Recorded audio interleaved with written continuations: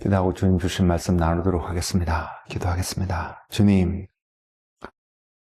우리에게 듣는 귀와 깨닫는 마음을 주셔서 주님의 말씀에 아멘으로 화답할 뿐만 아니라 순종하여서 30배, 60배, 100배의 열매를 맺는 그 은혜의 삶이 될 수 있도록 주님 축복하여 주옵소서.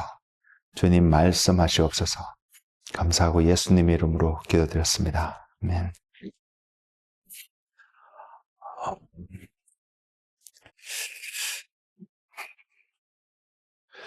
미국의 노스캐롤라이나 그 지역에서 사역하고 계시는 목사님과 그 사역 단체가 있는데요.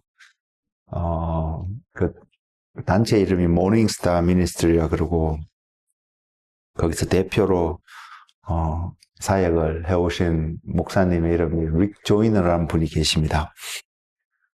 그분이 여러 가지 책도 쓰고 어떤 많은 이야기들을 교회 가운데 많이 전하고 있는데요. 그 사역의 한 특징을 표현하자면 예언적인 사역을 많이 하는 그런 사역의 단체고, 그런 부분에 하나님께서 굉장히 기름 부으셔서 사용하시는 그런 영역에 있는 그런 목사님이고 사역 단체입니다. 그분께서 하시던 이야기 중에 뒤에서 찬양으로 이제 하나님을 예배할 때 생각나게 하셔서 먼저 말씀을 드리면서 오늘 준비한 말씀들을 나누어야겠다는 생각이 들어서 이렇게 말씀을 드리는데, 그분께서 하셨던 이야기들 중에 어제오늘 이야기가 아닙니다. 제가 기억하기도 몇 년 전에 이야기를 듣게 되고 책을 통해서 확인하게 됐는지 저도 지금 그 횟수로는 좀 가물가물합니다만은, 그분이 하셨던 이야기 중에 마지막 시대에 교회는 종교의 영이라는 한 부분하고 공산주의의 영과 싸우게 될 것이라고 그분이 예언을 하셨습니다. 공산주의의 영과 싸우게 될 거라고 했는데, 여러분, 공산주의의 가장 큰 특징이 뭔지 아세요? 공산주의는 하나님뿐만 아니라요, 신의 존재를 인정하지 않습니다. 신의 존재를 인정하지 않기 때문에 하나님도 인정할 수 없는 그러한 사상이, 가르침이 공산주의입니다. 1917년 지금의 러시아, 소련 이전의 러시아 했을 때 볼셰비키라는 사람이 마르크스의 그 사상을 배경으로 해서 이 혁명을 일으켰잖아요. 그 혁명을 일으켜서 그 혁명에 성공하면서 정권을 잡고 그렇게 하면서 탄생한 국가가 소련이었고, 소련이 1989년도인가, 이 연도가 지금 정확하지 않는데, 동독이 무너지면서 이 동서독이 통일되고 소련도 무너지고 러시아로 지금 바뀐 어떤 그런 상황 속에서 공산주의가 실패했다. 공산주의 마르크스의 그 사상은 실패했다. 이렇게 생각하는 그 시점에 이제 새롭게 이 중국을 중심으로 해서 이 공산주의의 혁명이나 사상들이 새롭게 나타나고 있는 부분이 있거든요. 그렇게 해서 지금의 오늘에 이르렀는데, 오늘에 보면 여러분, 한국에 좀 굉장히 정치적으로도 굉장히 논란스러운 일들이 많이 일어나고 있습니다. 그것이 제가 보는 관점은 제 관점입니다만은 구한말 1800년 후반에 1900년 초반에 일제가 한국을 점령하기 이전 그 당시에 구한말 상황과 굉장히 비슷한 시기에 놓여 있는 것 같고, 그때에 모든 지식인들은 공산주의 사상에 매료되어서 이것이 정말로 유토피아를 이룰 수 있는 거 아닌가라고 생각하지 않았던 사람이 없을 정도로 굉장히 많은 사람들이 공부하고 관심을 가졌던 사상이 공산주의 사상이었거든요. 그 이념의 전쟁들이 오늘 한국 땅에서 일어나고 있는 것 같고요. 한국만 있는 게 아닙니다. 미국에도 마찬가지고, 캐나다도 자유민주주의 국가인 건 분명한 사실인데, 캐나다도 자유민주주의 국가라기보다는 사회주의 국가에 더 가까운 모습을 지금 나타내고 있는 부분이 분명히 많이 있습니다. 이런 자유진영에서는 이런 이념 전쟁이라는 모습 속에서 우리를 혼란스럽게 하고 우리에게 어떤 메시지를 주고 사람들을 어떠한 방향으로 자꾸 가게끔 좀 악하게 강하게 이야기하면 브레인 와시가 되게끔 우리에게 어떤 메시지를 주고 인도하고 있는 모습들을 볼 수 있습니다. 또 반면에 이스라엘 중심으로 한 중동 지역에 지금 이스라엘이 강력하게 지금 트럼프 대통령에게 요청을 한 이런 뉴스도 듣고 있는데요. 그게 뭐냐면 지금 미국과 이란이 핵이라는 명분으로 지금 협상을 하고 있잖아요. 그리고 이란 내부에서 지금 굉장히 폭동 같은 이런 일들이 막 일어나서 많은 사람이 죽고 또 정권을 물러가라 이런 외치고 있는 가운데서 미국과 이란이 지금 핵이라는 주제로 협상을 하고 있는 상황 속에서 지금 계속해서 나오는 메시지가 미국과 이란이 전면전을 할 수 있을 것이다. 할 가능성이 굉장히 높다라는 이야기가 한쪽에서 나오고 있는 것 같습니다. 지금 미국 땅 안에서도 캐나다 안에서 저희가 한국 사람이니까 한국 안에서 물리적인 충돌이 일어나고 소위 전쟁이라고 말하는 이런 일들은 일어나고 있지는 않습니다. 현재. 그렇지만 사람들로 하여금 불안에 떨 수 있고 걱정하게 하고 염려하게 하고 과연 무엇이 맞을까? 무엇이 옳을까? 지금 이 사람 정권의 이쪽에서 말하는 이야기들이 옳은 것인가? 저쪽에서 말하는 이야기들이 옳은 것인가? 그것이 지금 요즘은 좌파와 우파라는 이야기로 오른쪽에서 말하는 사람들의 이야기가 맞는 것인가? 왼쪽에서 말하는 사람들의 이야기가 맞는 것인가가 혼란스러울 정도로 이쪽에서 들으면 이쪽이 맞는 것 같고 저쪽에서 들으면 저쪽 말이 맞는 이런 혼란스러움들이 지금 한국이라는 땅, 캐나다 안에서도 미국 안에서도 일어나고 있는 모습을 바라봅니다. 그리고 중동 지역이나 또 러시아와 우크라이나 전쟁이 여전히 일어나고 있고요. 진행 중에 있고요. 많은 사람들이 물리적인 충동으로 인해서 상처받고 고통당하는 뿐만 아니라 죽어가고 재산들이 파괴되어져 가는 이러한 현상들이 지금 곳곳에서 일어나고 있는데 여러분 이런 시대 속에서 저와 여러분이 살면서 여러분은 준비가 되셨나요? 이러한 삶들이 여러분 삶 속에 직접적으로 지금은 우리가 피부로 잘 느끼지 못하는 지역적으로도 사회적으로도 그런 곳에서 지금 살아가고 있는데 이런 난리와 난리의 소문들이 혼란의 이야기들이 정신적으로 이데올로기적으로 또한 물리적으로 전쟁이라는 이름으로 지금 세상 곳곳에서 일어나고 있는 이 시점에 저와 여러분들은 이 시대를 지내갈 수 있는 통과해 갈 수 있는 충분한 준비가 우리에게 있는가 라는 마음이 뒤에서 예배를 드리고 있는데 깨달아졌습니다. 여러분 어떠세요? 나는 지금 준비가 되어져 있는가? 우리는 무엇이 준비가 되어지면 어떻게 준비되어지면 이 혼란스러울 수 있는 이러한 상황을 흔들리지 아니하고 지혜롭게 잘 지나갈 수 있을까? 여러분 이것이 오늘 하나님이 오늘 우리에게 주시는 메시지가 아닐까 생각합니다. 저는 이렇게 생각하고 메시지를 준비하지 않았거든요. 지난 한 주간 교회 차원에서도 출애굽기를 읽게 되었고 출애굽기를 읽으면서 새롭게 보여준 부분이 있어서 이것으로 하나님 메시지를 전하게 하시겠구나 이런 마음을 갖고 있었는데 그러면서 하나님이 제게 깨닫게 하신 주셨다라고 믿어지는 말씀이 뭐냐면 출애굽기 20장 3절의 말씀입니다. 출애굽기 20장 3절의 말씀인데 그 말씀이 굉장히 짧습니다. 어떻게 뭐라고 표현되어 있냐면 너는 나 외에는 다른 신들을 내게 두지 말라. 십계명의 가장 첫 번째 있는 계명의 말씀입니다.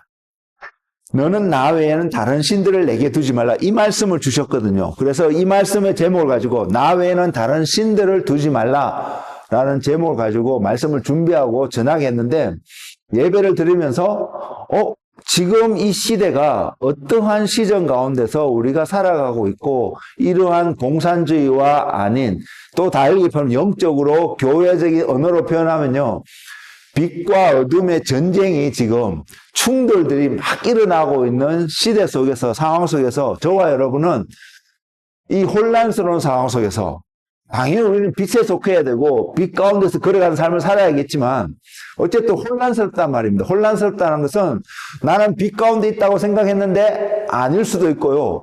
이건 어둠이라고 생각했는데 또 아닐 수도 있는, 이게 맞나 아니냐 헷갈릴 수 있는 그런 시대 속에 살아가고 있는 저와 여러분의 삶 속에서 우리가 얼마만큼 빛 가운데 서서 올바르게 살아갈 수 있는 그 준비가 되어져 있나, 이런 마음이 많이 들었어요. 그러면서 오늘 준비한 말씀이 표현하지만 나 외에는 다른 신들을 두지 말라, 이렇게 말씀을 하고 있잖아요. 그래서 우리가 저와 여러분의 삶을 통해서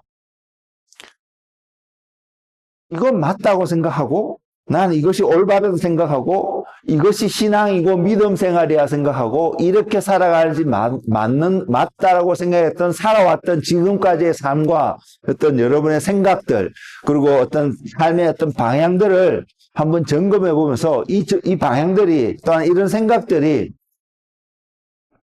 내가 하나님 아닌 다른 신들을 나도 모르게 어쩌면 세워놓고 이것이 맞는 것처럼, 또는 말씀 속에서 그 표현은 없습니다만은 출애굽기에서 핵심적인 그 우리에게 충격을 주는 사건이 금송아지 사건이잖아요. 하나님이 이 사건을 해서 이스라엘 민족을 완전히 멸하시려고까지도 작정하셨던 분이시기 때문에, 이 금송아지 사건이 우리에게 미혹으로 다가오는 부분이 뭐냐면, 금송아지를 만들어 놓고 하나님이라고 표현하고 예배를 드렸단 말입니다. 그들이 제사를 드렸단 말입니다. 그럼 이러한 모습이 우리의 삶 속에 없지 않나, 있지 않나, 이것을 한번 살펴볼 수 있는, 생각해 볼 수 있는 시간이 되었으면 좋겠다라는 그 마음이 제가 있습니다.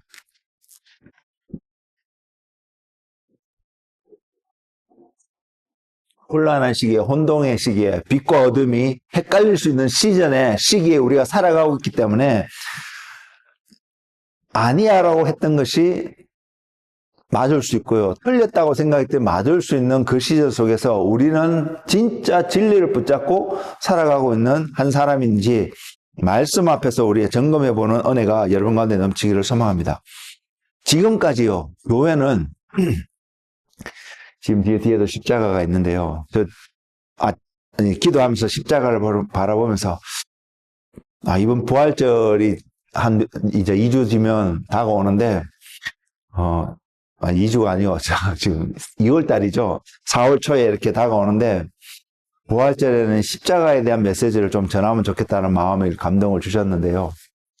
어쨌든 이 십자가를 바라보면서, 이 십자가라는 것을 통하여서 지금까지 교회에서 전달되어진 메시지가 있습니다. 여러분은 이 십자가를 통해서 어떤 메시지를 지금 받고, 느끼고, 가지고 살아가고 있습니까?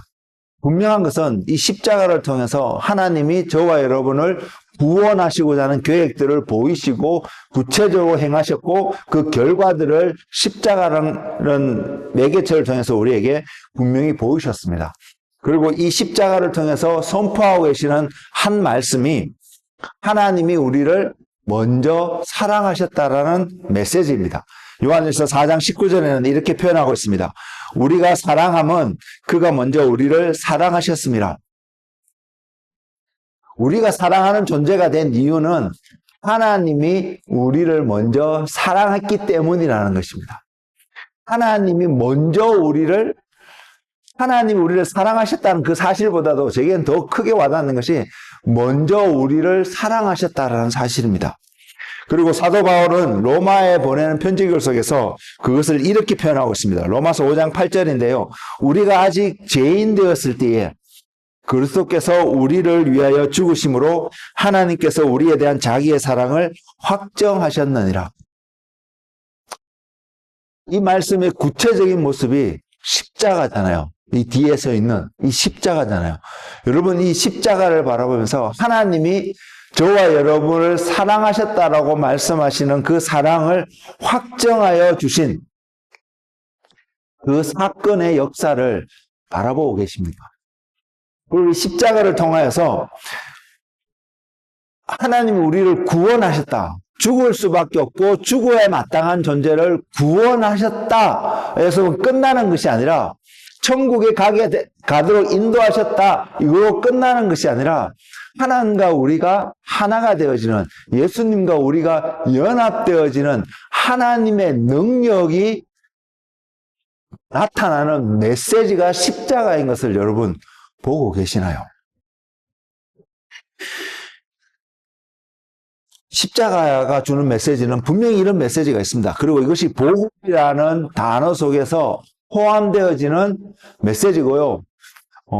지금까지 교회는 그러한 메시지를 전해왔습니다.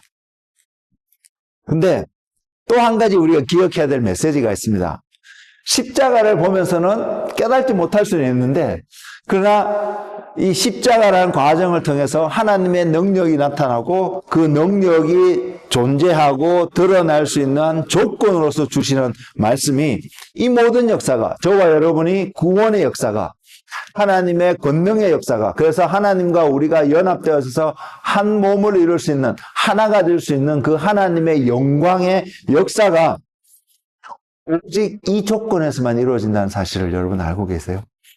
그것이 뭐냐면 그리스도 안에서라는 삶, 모습입니다. 그것이 어떠한 모습으로 우리에게 다가오든 저와 여러분이 그리스도 안에 있을 때에 우리의 구원은 확정되어지고요. 십자가를 통해서 전달되었던 하나님의 사랑은 우리에게 확정되어서 정확하게 표현되어지고 느낄 수 있게 되고요.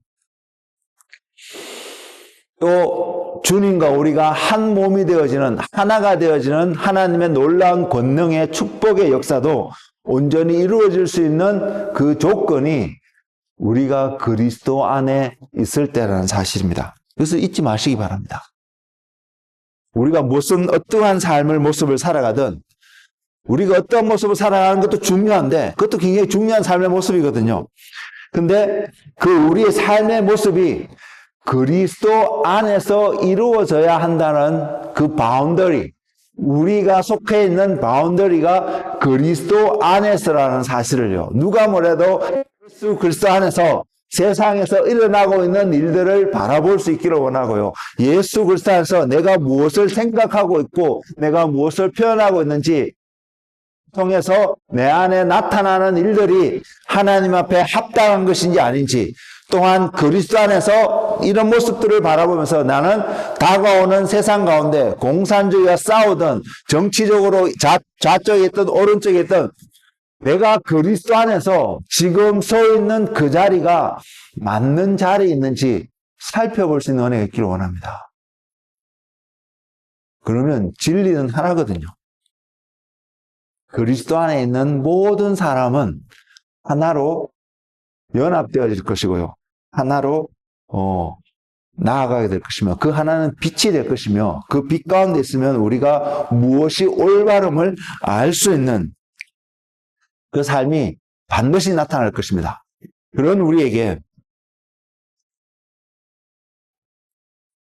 그리스도 안이라는 놀라운 말씀을 하고 계시는 그 하나님께서 저와 여러분이 그리스도 안에 있으면 가장 두드러지고 나타날 수밖에 없는 삶의 한 모습을 표현하는 단어가 있습니다.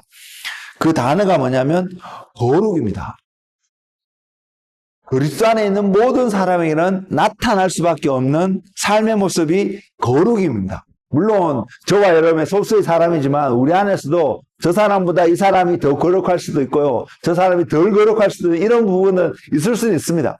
그렇지만 근본적으로 우리 모두가 그리스도 안에 있다면 우리 안에는 거룩함이라는 하나님의 속성들이, 하나님의 모습들이, 형상들이 나타날 수밖에 없다는 것입니다. 이 거룩함은요, 우리에게 어떤 메시지를 주고 있냐면 우리가 하나님과 어떠한 관계 속에서 오늘을 살아가고 있는지를 보여주는 메시지입니다.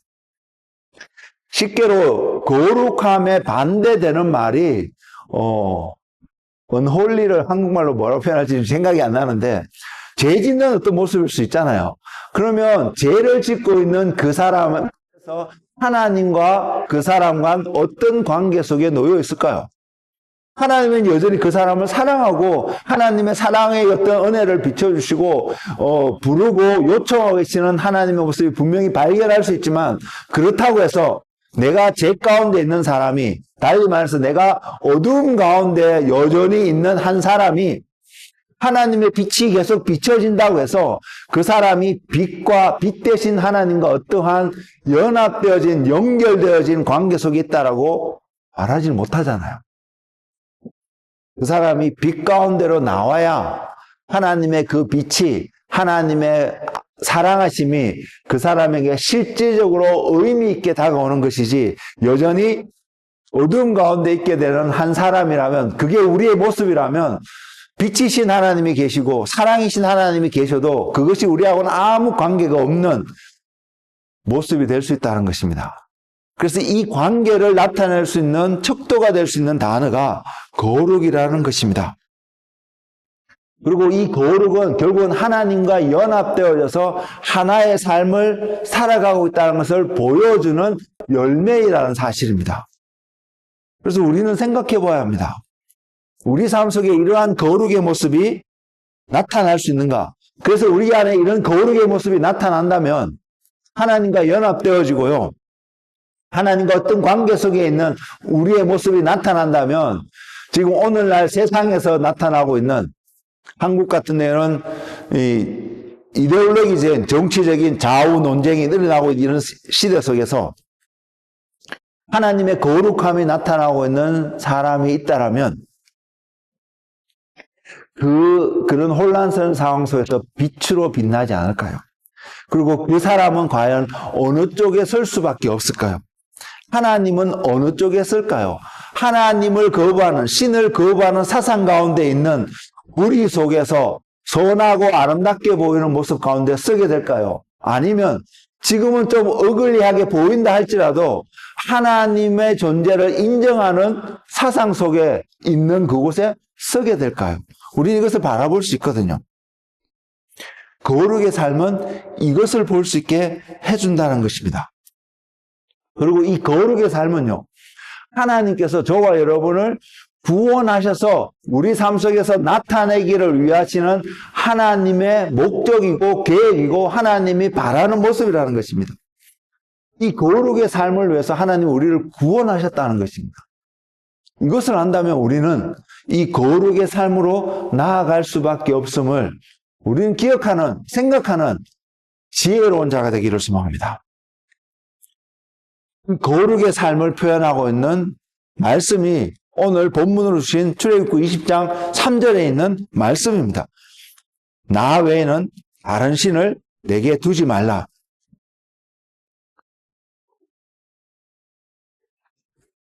이스라엘 백성들이 출애굽하는 데까지 걸린 시간, 애굽에 내려가서 출애굽하기까지 걸린 시간을 400년, 성경에서는 출애굽기에서는 또 430년이라고 표현하고 있기도 합니다만은 400여 년의 시간이 흘렀습니다.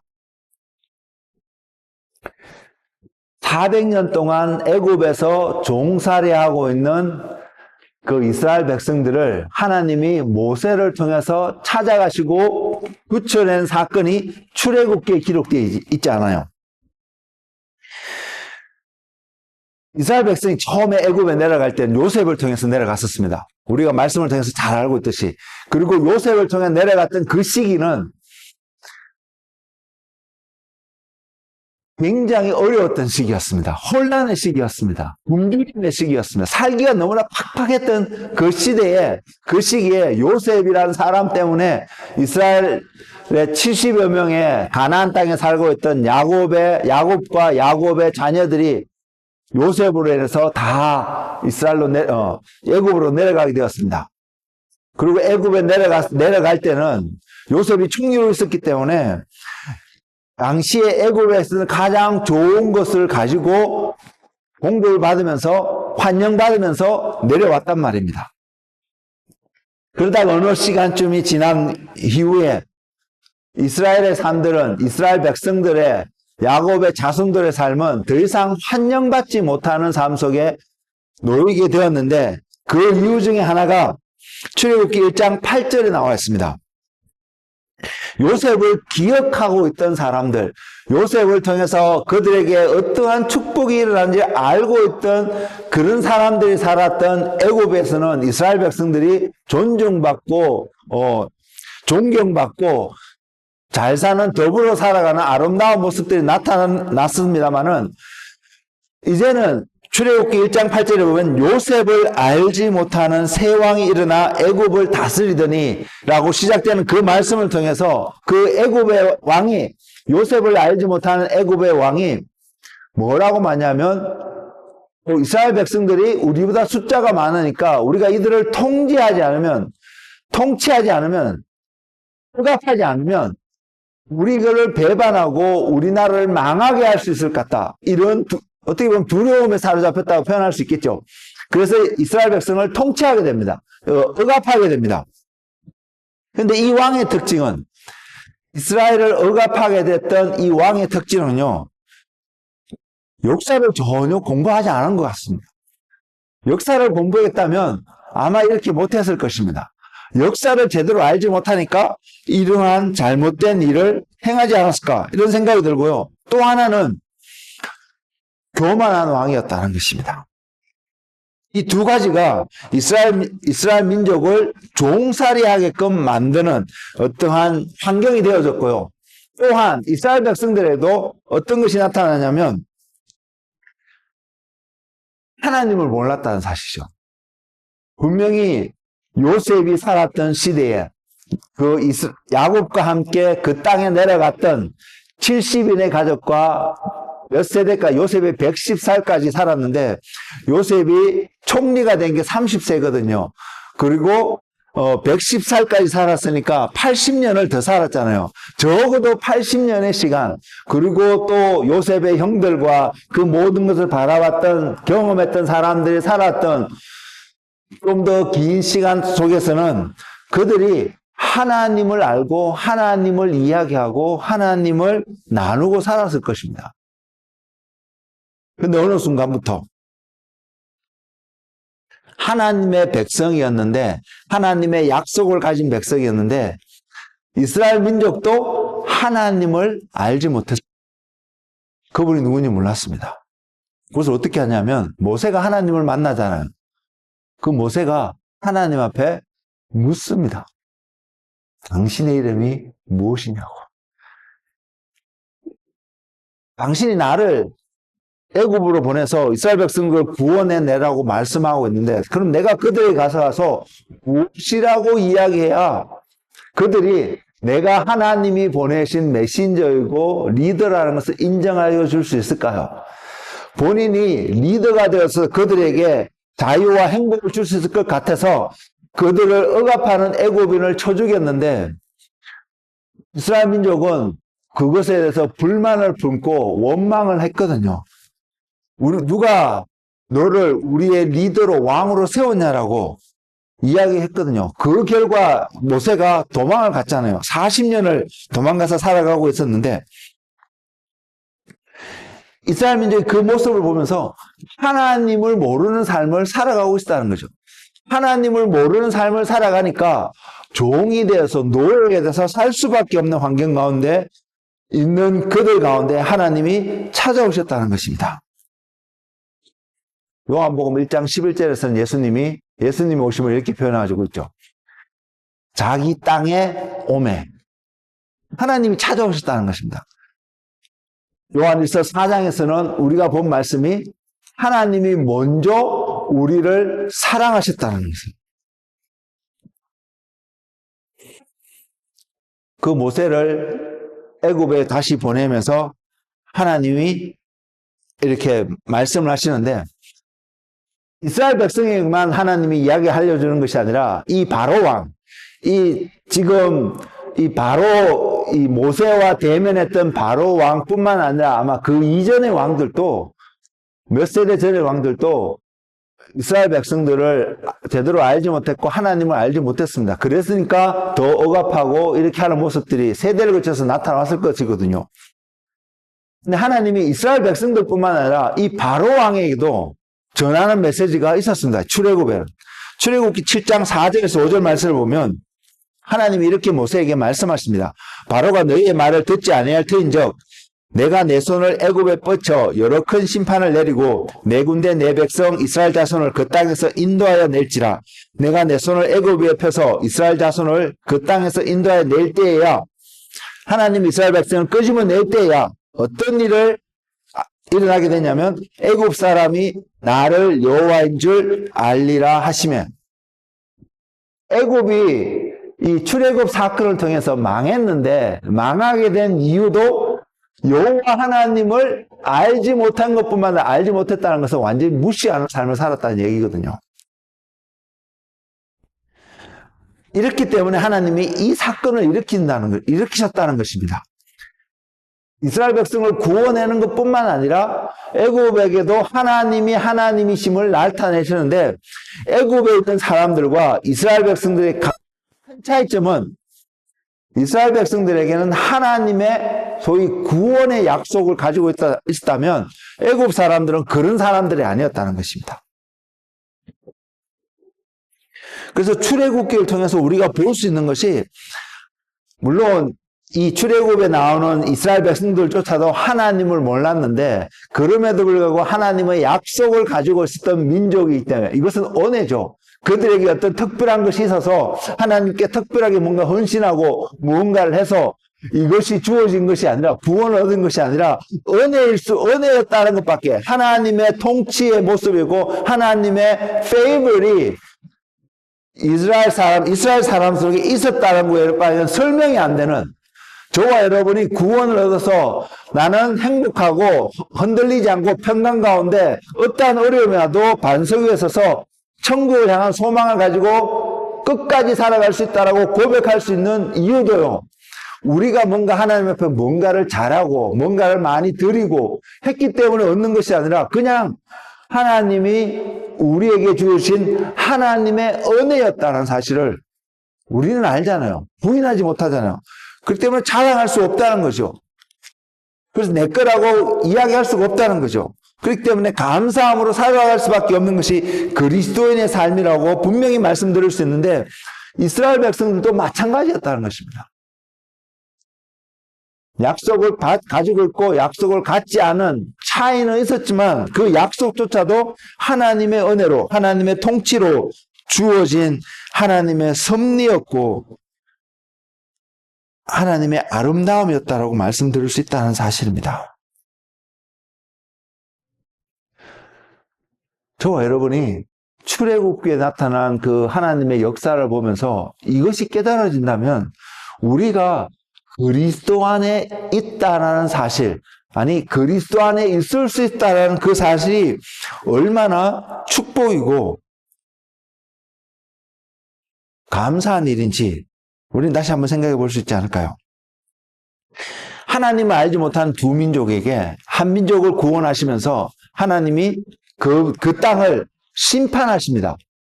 그 심판의 원인이, 기억하십시오, 하나님을 알지 못하기 때문에 나타날 수밖에 없었다라는 사실을요.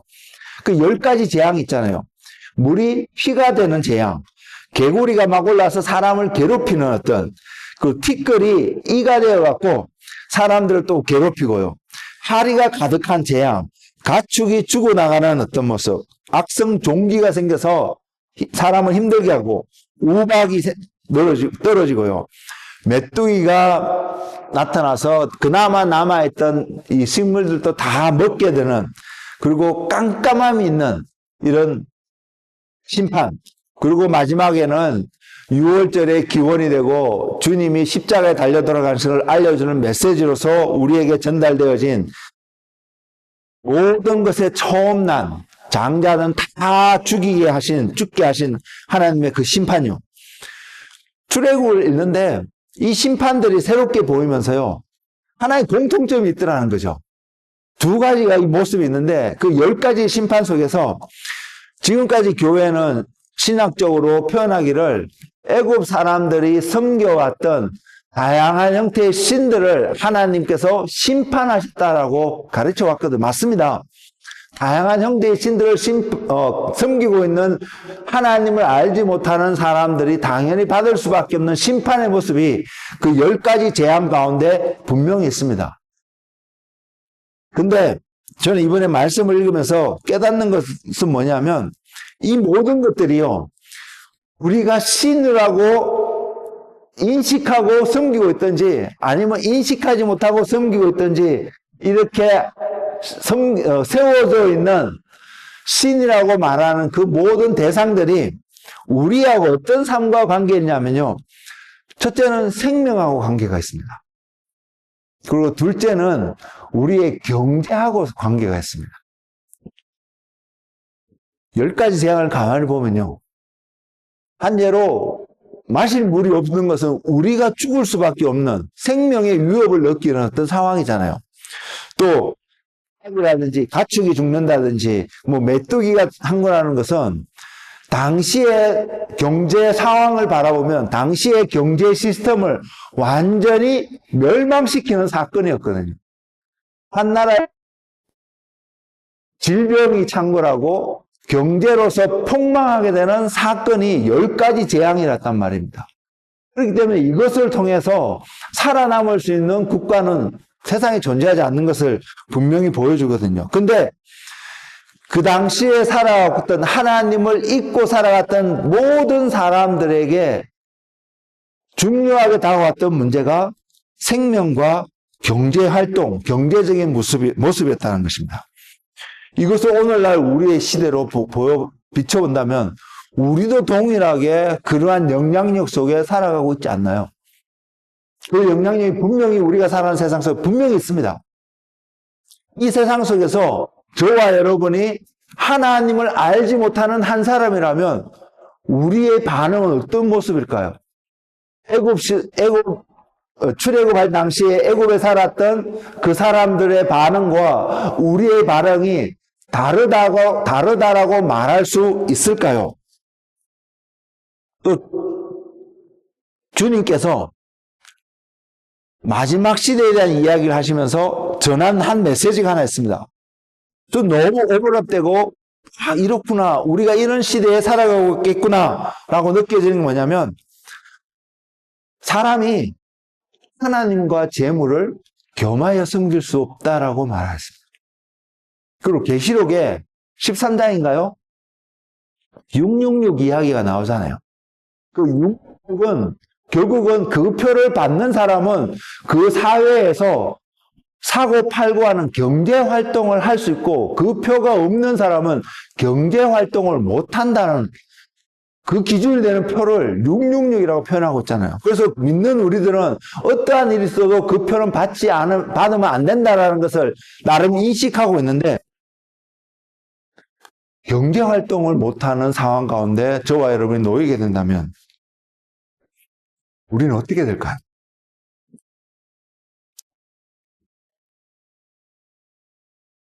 아담이 범죄했을 때요, 그래서 에덴 동산에서 쫓겨났을 때에 하나님이 그에게 생명을 유지하기 위해서 명령하신 것이 땅을 갈아야지, 땀을 흘리면서 땅을 갈아야만이 땅의 소산을 먹을 것이다 라고 이야기했습니다.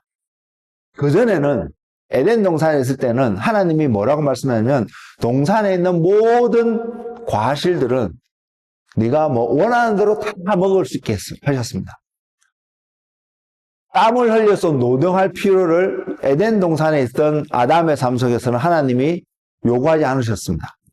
근데 범죄하고 난 이후에 하나님께서 아담에게 생명을 위해서 요구하게 된 노동의 모습은 땀을 흘려야 된다는 사실이었습니다. 에덴 동산에 있을 때도 아담은 노동을 해야 했습니다. 어떤 노동이냐면 하나님과 함께 다스리는 노동을 해야 했습니다. 그것도 노동의 한 부분입니다.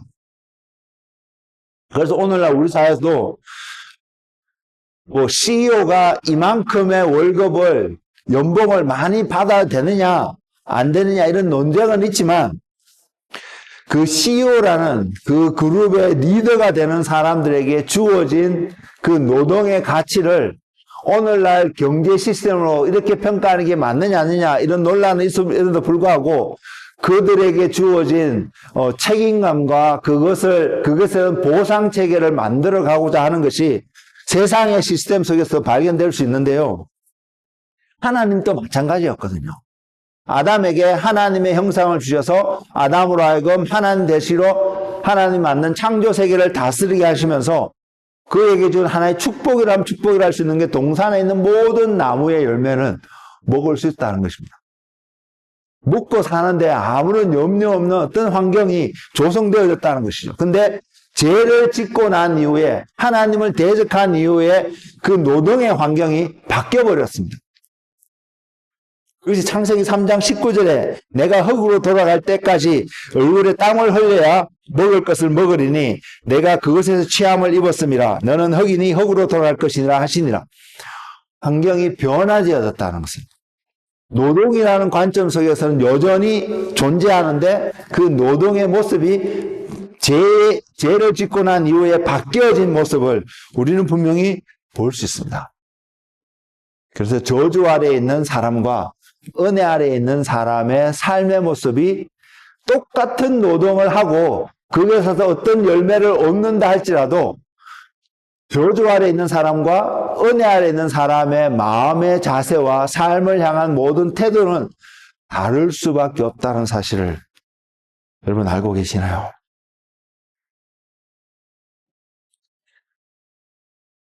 아담의 범죄로요. 땅은 더 이상 하나님의 풍성함을 나타내는 그러한 존재가 되지 못했다는 사실입니다. 이것이 죄의 결과였다는 사실입니다. 근데 예수님께서 십자가에 달려 돌아가시고 부활하고 나신 이후에 우리에게 던져지는 메시지는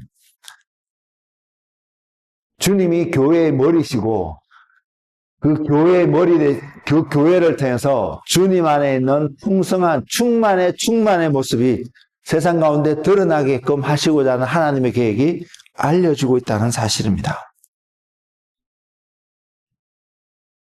그리고 이 땅은요, 아담이 땀을 흘려서 땅을 가꿔야 된다고 말하고 있는데, 거기에는 겉으로 드러난 육체적인 노동을 통해서 농경사회였다면 그 땅을 가꿔야지, 열심히 가꿔야지 수확을 얻을 수 있는, 그래서 먹고 살 수 있는 것처럼 또한 그 땅은 우리의 마음을 이야기하고 있거든요. 우리의 마음이 바꿔지지 않으면 30배, 60배, 100배의 열매를 맺을 수 없다는 것입니다. 결국 우리의 삶이 어떤 이유에서든 게으름의 모습이 나타난다면 하나님의 약속하신 풍성함과 생명의 부요함들을 누릴 수 없는 상황 가운데 우리는 놓을 수밖에 없는 것이 저주 아래에 있는 위의 모습이라는 사실이죠. 그것을 하나님께서 십자가를 통해서 바꿔 가셨다는 사실을 우리는 기억하기를 소망합니다. 애굽의 상황으로 다시 돌아가 보겠습니다. 자신의 삶을 영위하기 위해서 여러 가지 신들을 세우고 그들에게 빌며 그들에게 뭔가 헌신했던 그들의 삶들 속에서 하나님은 심판을 내리셨습니다. 이스라엘 백성들도 마찬가지였는데요. 그 애굽에서 살았던 삶의 영향력들이, 삶의 결과들이 광야 생활 속에서 여전히 드러나잖아요. 그들이 그런 불평을 합니다. 우리가 애굽에 살 때는 마늘도 먹고 고기도 먹고 가마솥에 이런 풍성함이 있었는데 그렇게 표현하거든요. 근데 과연 그랬을까요? 그들의 삶이 과연 그랬을까요? 만약에 애굽에 살면서 그런 풍성함 속에서 그들이 살았다 하면 노예 생활을 했다고 표현하지 않지 않을까요? 우리가 아는 상식 속에서 노예 생활을 하는 사람들이 그들이 출애굽 광야에서 불평했던 이 광야에서는 물도 없고 고기도 없고 우리가 먹고 싶은 맛있는 음식들도 없다고 고백하는 이 광야에 불평하면서 내가 과거 저곳에 살 때는 애굽에 살 때는 이런 것이 있었는데 그러면서 그곳에 살았던 삶이 노예의 삶이었다라고 말할 수 있을까요? 아니었다는 거죠. 그냥 하나님 앞에 그런 식으로 불평하고 있는 그들의 모습을 우리는 출애굽기라는 말씀을 통해서 확인할 수 있었다는 것입니다.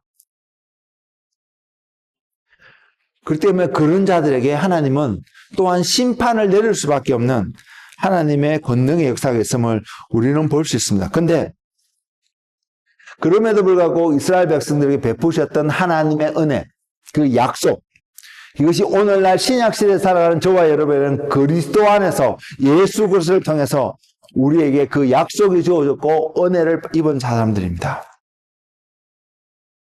우리가 그것을 믿는다면 그 약속을 가볍게 여기고 그 약속을 잊어버리는 삶을 살아갈 수 있을까요? 하나님의 존재를 잊어버리는 어떤 삶의 모습을 우리가 과연 살아갈 수 있을까요? 우리가 하나님의 날개 아래에 은혜와 그 사랑이라는 하나님의 환경 가운데에 노력지 않다면 우리의 무던한 엄청난 우리의 노력이 있다 할지라도 우리의 수확은 적을 수밖에 없을 것입니다. 우리는 이것을 기억하는 은혜의 사람들이 되기를 원합니다. 하나님이 없었다면, 하나님의 그분의 존재가 내 삶 가운데 세워지지 않았다면 나는 아무리 노력을 해도 그 얻는 수확이 적을 수밖에 없는 삶이라는 사실을 기억하는 저와 여러분이 되기를 원합니다. 불평하고 있는 이스라엘 백성들에게 하나님은 그들의 필요를 채우셨습니다. 메추라기로 만나로요. 그럼에도 불구하고 하나님은 그들을 또 심판도 하셨습니다. 우리는 이것을 기억하는 한 사람 한 사람 되기를 원합니다.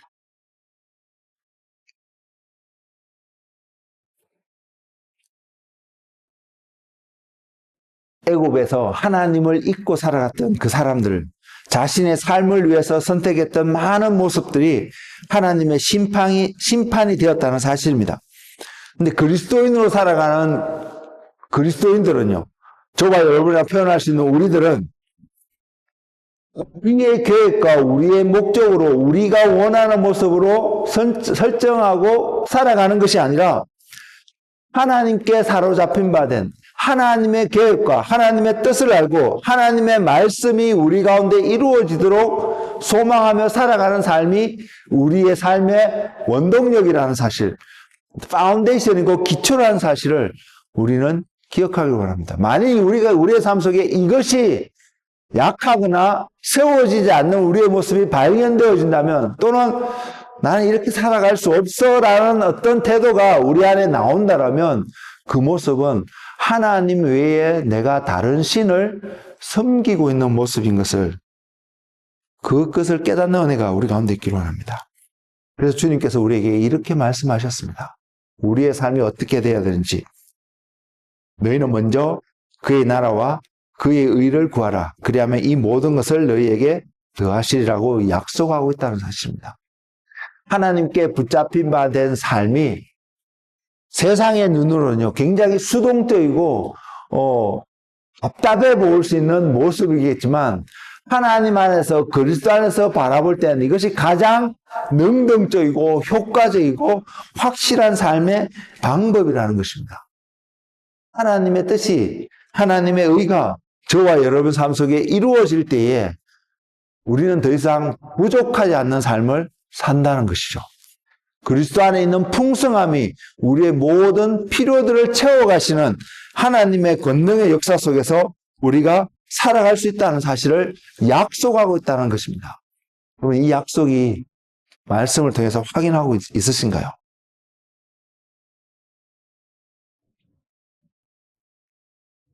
나 외에는 다른 신들을 너희 앞에 두지 말라라고 주님이 말씀하고 계십니다. 하나님이 우선되어진 삶을 분명히 증거하고 있습니다. 그러나 이것은 결코 쉽지 않은 삶입니다.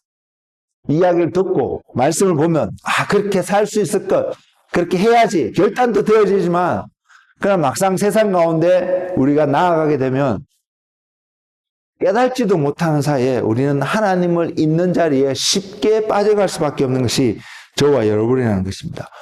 땀을 흘리는 열심히 있는 수고를 하지만 그래서 어떤 결과를 얻게 되면요, 우리는 쉽게 어떤 생각을 하냐면 내가 이만큼 노력했으니까 이 열매를 얻었다라고 이렇게 쉽게 생각할 수 있다는 거죠. 근데 그리스도 안에서 땀을 흘리는 수고를 하는 그 한 사람 한 사람은 그 열매를 얻었을 때에 하나님께 감사하는 태도가 먼저 나타난다는 사실입니다. 그래서 베드로가 아니죠. 바울 사도를 통해서 이렇게 명령하셨습니다. 너희는 범사에 감사하라고요. 하나님 안에 있으니까 하나님의 은혜가 아니었다면 얻을 수 없다는 것을 알기에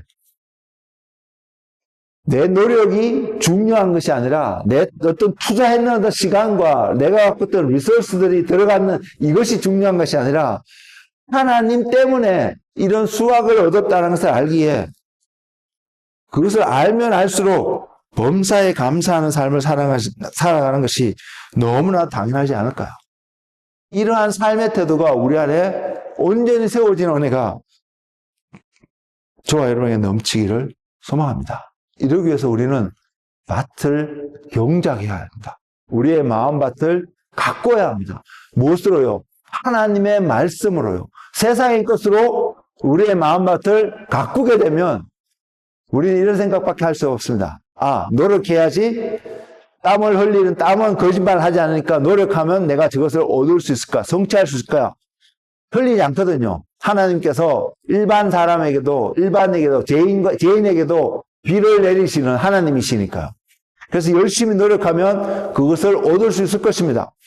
근데 그 얻었을 때에 세상의 것으로 마음밭을 자기 자신을 가꿨던 사람은 내가 노력했으니까 성경에도 그런 예화가 있습니다. 어떤 부자가 열심히 농사를 지어서 그 해에 평소보다 더 많은 소출을 얻었거든요.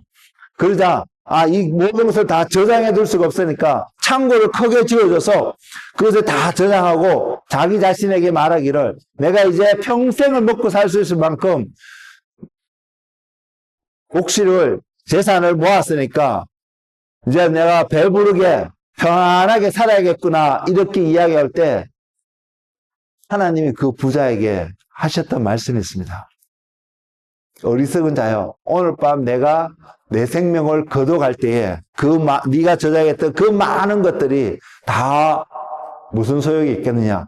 이렇게 주님이 주신 예화의 말씀이거든요.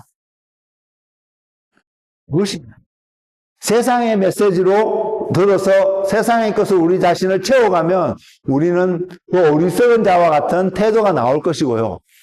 하나님의 말씀으로 우리 자신을 채워가면 그렇게 풍성함이 주어졌을 때도 하나님께 감사함으로 그것을 우리를 위해서 사용하는 부분도 분명히 있지만 하나님이 원하시는 곳에 우리에게 주어진 풍성함을 나누는 지혜가 그 사람들에게 분명히 주어질 것이니까요. 우리는 그런 사람이 되어야 합니다. 우리는 그리스도 안에서 살아가는 그 삶이 바로 이러한 사람이 될 때에 우리는 하나님을 잊지 아니하고 하나님이 모든 신들보다도 뛰어나서 우리에게는 오직 하나님만이 한 분이시다는 그 고백을 하며 살아가는 믿음의 사람이 될 수 있다는 사람입니다. 우리는 이런 사람이 되시기를 주님의 이름으로 축복을 드립니다. 그럴 때에 30배, 60배, 100배의 열매를 맺는 좋은 밭이 되어서 그 열매가 하나님께 영광을 올려드리는 그런 은혜의 삶을 살아갈 수 있다는 것입니다. 그 십비름 부에 나오는 그 네 가지 밭의 비유가요. 그냥 그 밭이 태어날 때부터 원래부터 그 밭이 그렇게 존재한 것이 아닙니다. 밭은요. 밭의 상태는 저주 아래 놓여있는 죄 가운데 있었던 그 밭은 처음부터 열매가 제대로 맺어질 수 없는 밭이었다는 사실을 우리 다시 한번 기억했으면 좋겠습니다. 그런데 그 열매에 말씀이 떨어져서 그 열매가 옥토와 같이 가꿔졌을 때 말씀의 씨앗이 떨어지면 그 말씀의 씨앗으로 말미암아 30배, 60배, 100배 열매를 맺어갈 수 있다는 사실을요. 그러면 우리는 질문해 보아야 합니다. 하루하루를 열심을 내서 수고하고 땀 흘리며 살아가고 있을 텐데 그 우리의 삶이 지금 어떠한 모습으로 하나님 앞에 보여지는, 비춰지는 삶으로 살아가고 있는지 말입니다. 신약시대의 삶의 특징은요, 어린아이의 물고기 2마리와 보리떡 5개로 드렸던 작은 어린아이의 점심 도시락의 양이 5,000명을 먹이고도 남을 수 있는 양으로 바뀌어가는 하나님의 권능의 역사 아래 있다는 사실을요. 여러분, 그 하나님을 바라보고 계세요?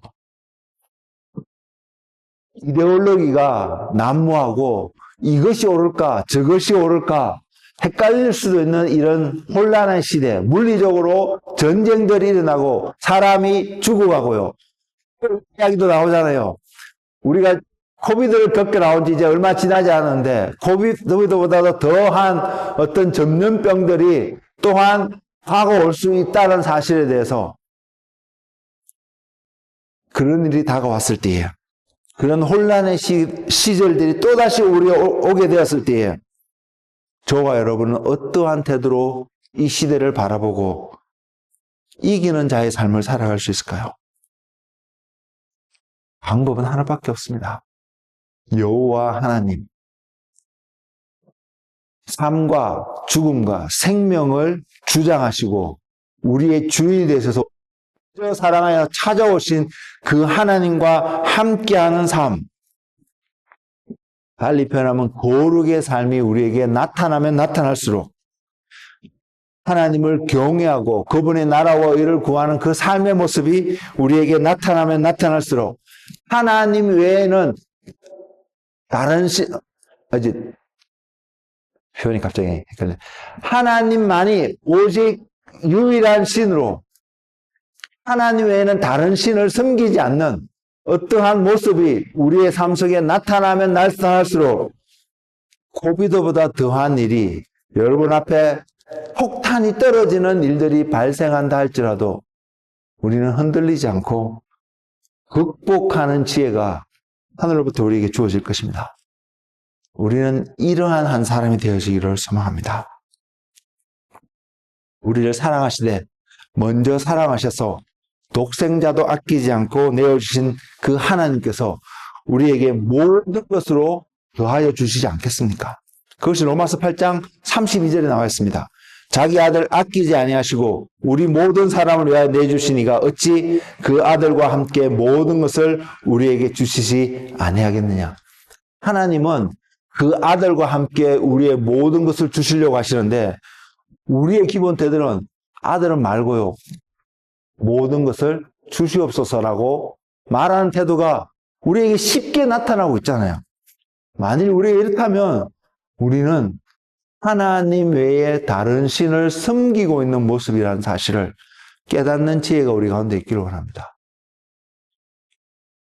그리스도와 그 아들과 함께 모든 것을 우리에게 주시는 하나님의 계획 가운데서 발견되어지고 이 믿음 가운데 살아가는 한 분 한 분 되시기를 소망합니다.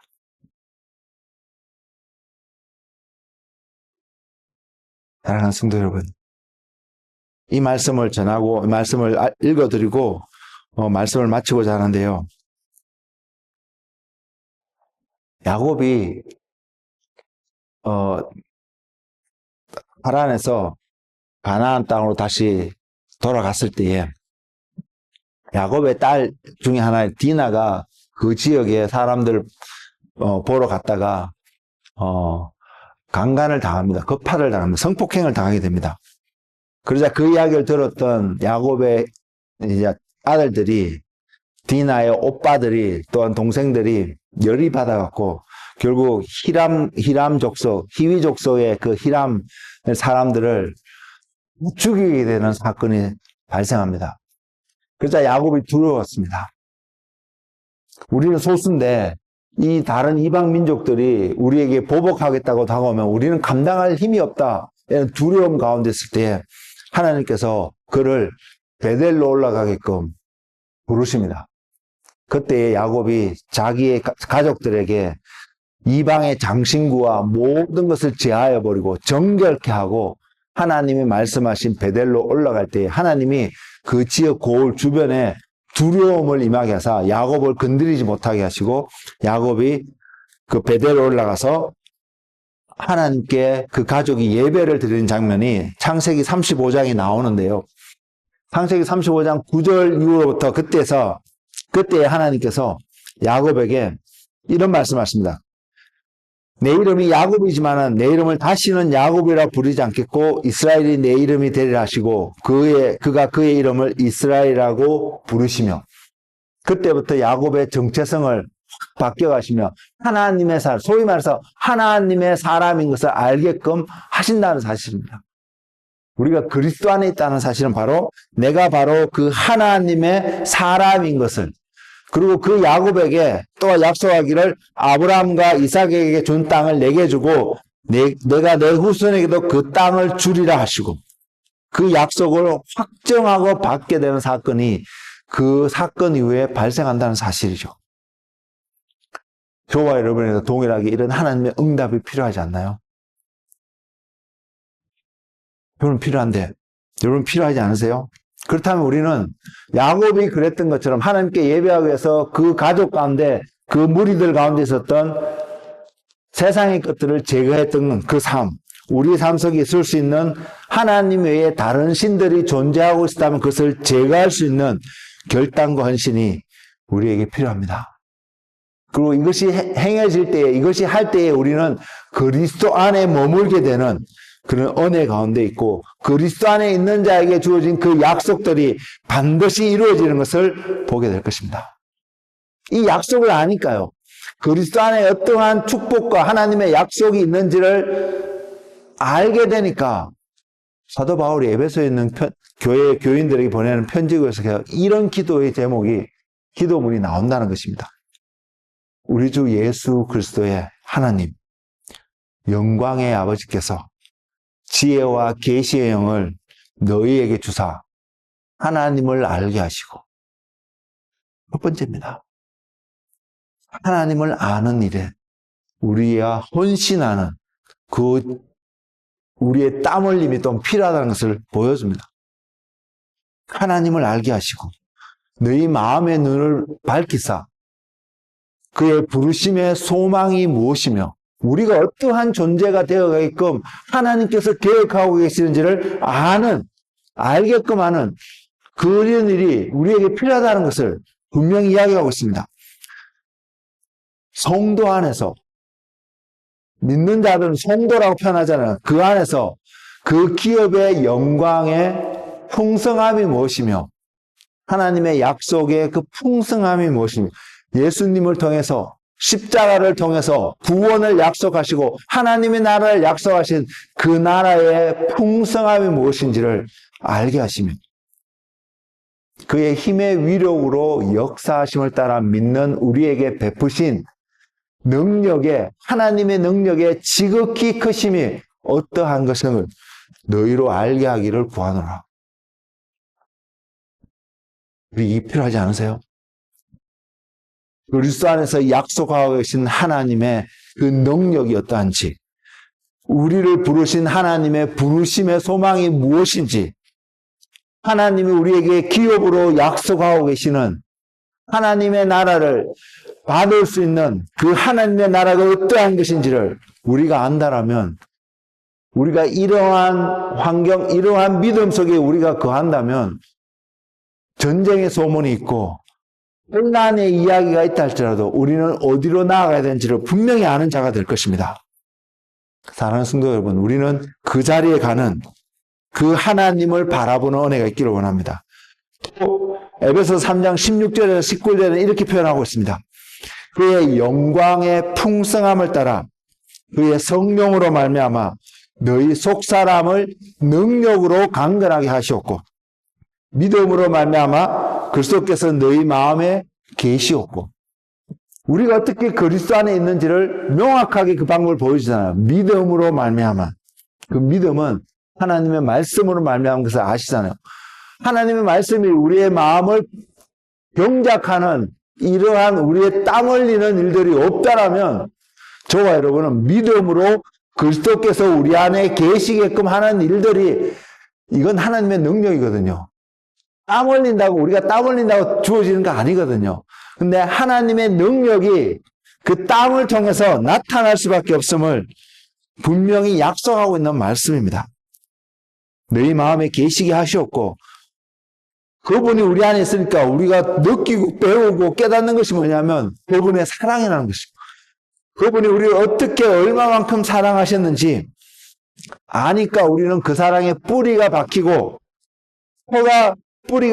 터가 굳어져서 능히 모든 성도와 함께 지식에 넘치는 그리스도의 사랑을 알고 그 너비와 길이와 높이와 깊이가 어떠함을 깨달아 하나님의 모든 충만하신 것으로 너에게 충만하게 하시기를 구하노라. 여러분, 이 말씀이 허황된 그런 표현으로 요즘 들리세요? 제가 요즘 계속 여러분에게 풍성하심, 충만하심, 어떤 이야기를 계속 많이 하고 있는데, 여러분 삶 속에 이게 필요하지 않으세요? 그것도 어떤 충만과 어떤 풍성하냐면, 하나님의 모든 충만하신 것으로 너희에게 충만하게 하시기를 구하노라. 왜요? 우리가 그리스도의 사랑을 아는 그분 앞에 뿌리가 박히고 터가 굳어지는 반석 위에 우리의 삶이 세워지는 믿음으로 그리스도께서 우리 안에 계시게 되는 은혜의 자리에 우리가 있을 때에 우리는 하나님의 이 충만하심이 우리에게 있다는 사실을요.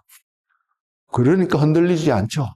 넘어지지 않죠. 아니 넘어진다 해도 다시 일어서서 하나님을 향해 갈 수밖에 없죠. 이것이 저와 여러분의 기도 제목이 되어지고요. 이것이 이 땅에서 살아가면서 하나님을 바라보고 소망하며 살아가는 믿음의 약속을 붙잡고 살아가는 한 사람 한 사람 되시기를 예수님의 이름으로 축복을 드립니다. 기도하겠습니다.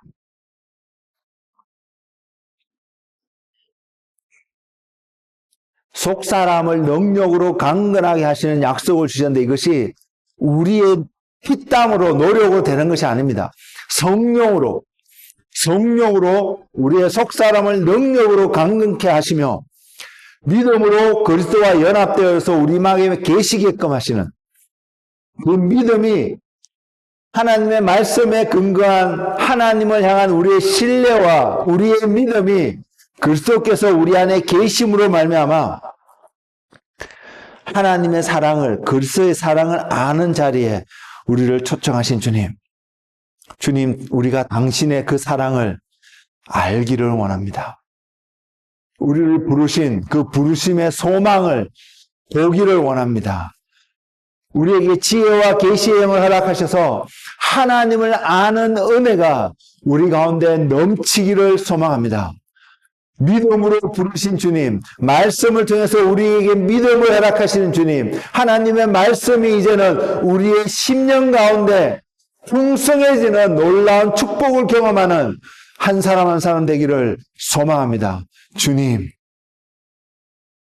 우리가 이 시간 주님의 이름으로 구하는 것은 하나님의 모든 충만으로 너희에게 충만하게 하시길 원하시는 그 하나님의 계획이 우리가 믿음으로 주님 앞에 나아갈 때에 하나님 응답하여 주시고 하나님의 선하고 아름다우심이 주님을 바라보고 주님을 구하고 말씀 가운데 믿음으로 서서 살아가기를 원하는 하나님의 사람들에게 그리스도 안에 살기를 몸부림치는 한 사람 한 사람에게 주님 응답하여 주시옵소서. 성령으로 응답하여 주셔서 그들의 심령 가운데 반석되신 예수 그리스도로 말미암아 하나님의 풍성하시고 충만하시고 아름다움으로 이러한 혼란과 환난 속에서 갈등 속에서도 흔들리지 아니하고 세상 가운데 하나님을 기억하며 살아가는 믿음의 용사들 되도록 주님 축복하여 주시옵소서. 주님,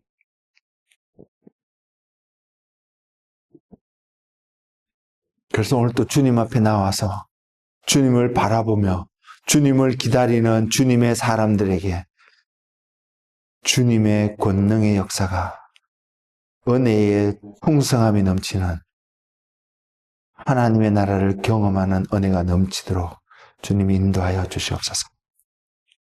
감사하고 예수님의 이름으로 기도드렸습니다.